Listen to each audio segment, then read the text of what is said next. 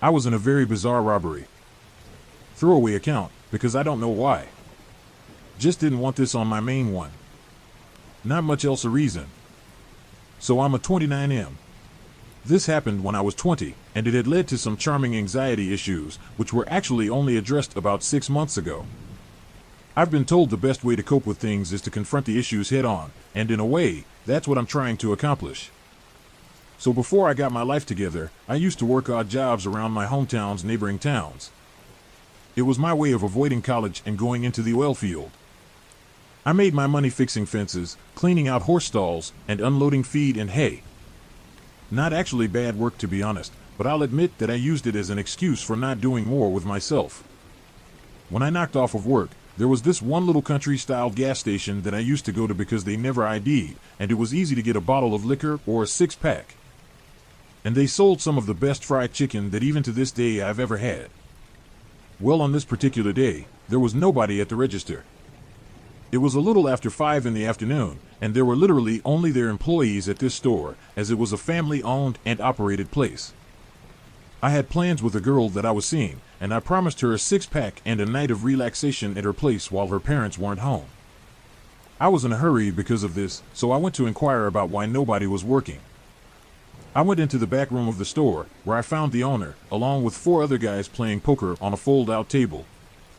I said I needed to make a purchase, and he said he would be there in a minute. The owner, while a very good man, defiantly had his share of addictions. At this time he was high on something, which could have been a number of things. He told me to sit down and play a few hands. The owner was wearing a vest that had all of his money clipped into it. I told him that I wasn't trying to lose any money. He offered to float me the buy-in.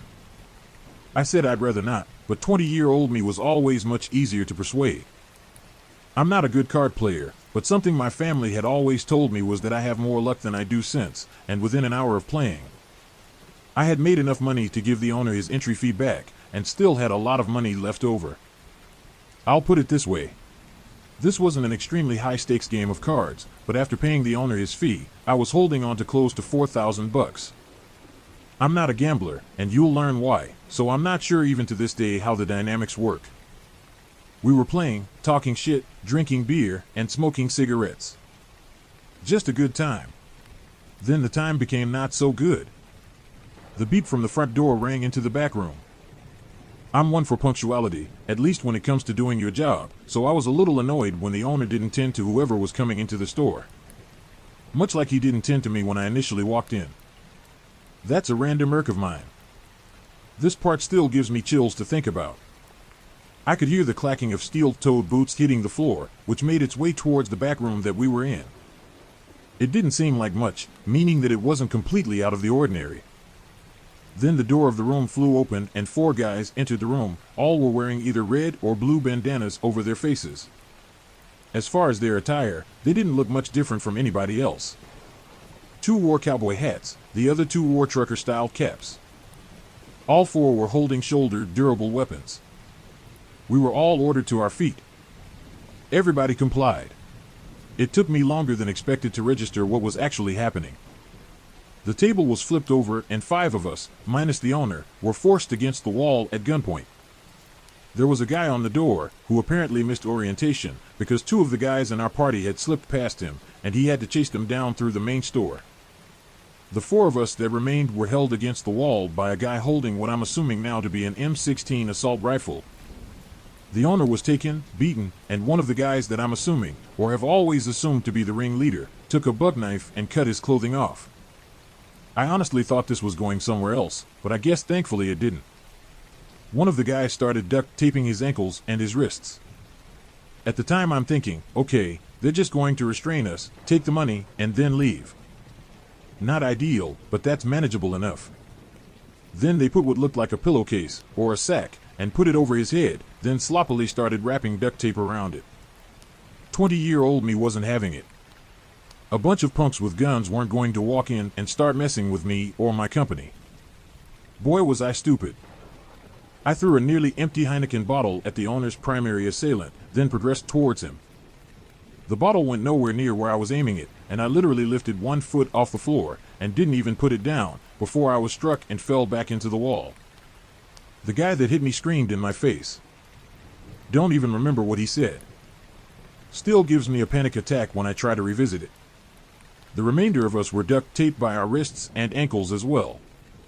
At one point I had the barrel of a rifle in my face, and the guy next to me, God bless his soul, chastised the guy by saying, "You want to point that at somebody, then point it at me. Not him." The next part screws with me in a variety of ways that I don't even know how to explain. One of the masked men pointed the rifle at him, then pulled the trigger. All that could be heard was a metallic click. I don't know about all of them, but the one that pulled the trigger definitely didn't have a loaded gun, which leads me to believe that the guns were just props. They took the money, then shut the lights off, and left the store.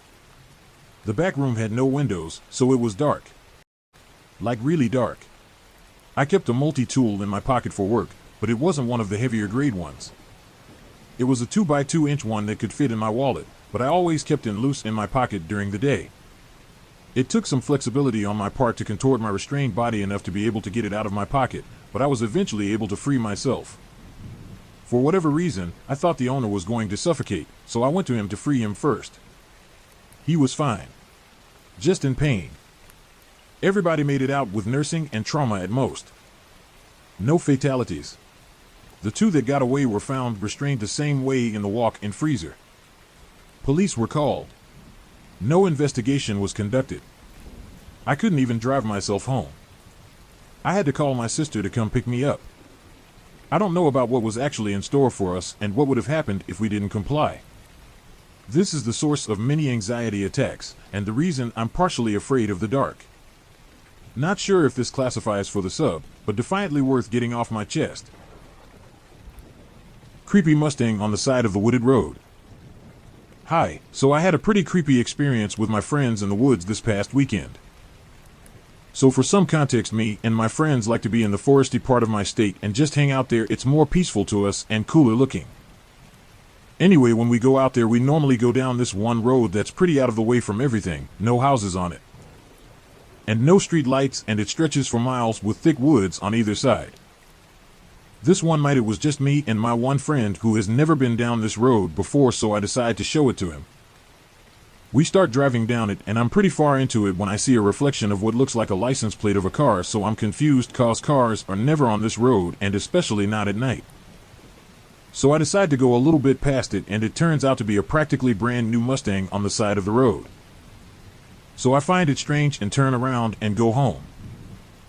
The following weekend comes around, and me and my friends who frequent the road go down it, and the Mustang is there again, but this time it's in a different spot with a white towel sticking out of the window. We find it odd and check it out to make sure no one needs help or anything, and the inside looks new as well.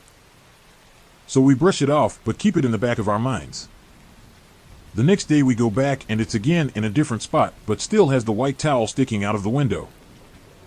So this time I take a picture of the plates and try to run them, but notice that it's parked in the only spot on the road where there's no service. Which is really weird, so we start driving back towards home to get a connection, and I run the plates, but nothing comes up.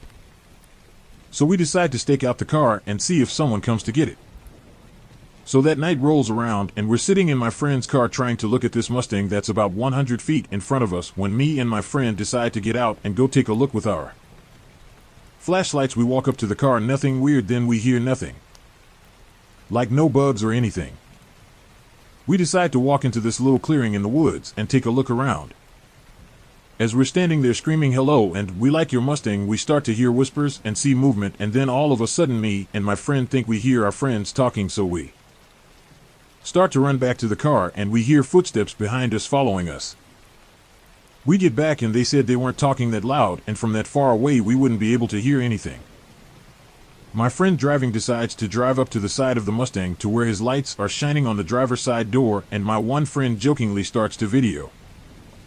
And we check back on the video, and you can clearly see a person standing in the woods. And there's another person you can't clearly make out behind a tree. I'll try and post the video, but I know it sounds hard to believe, but it's all true.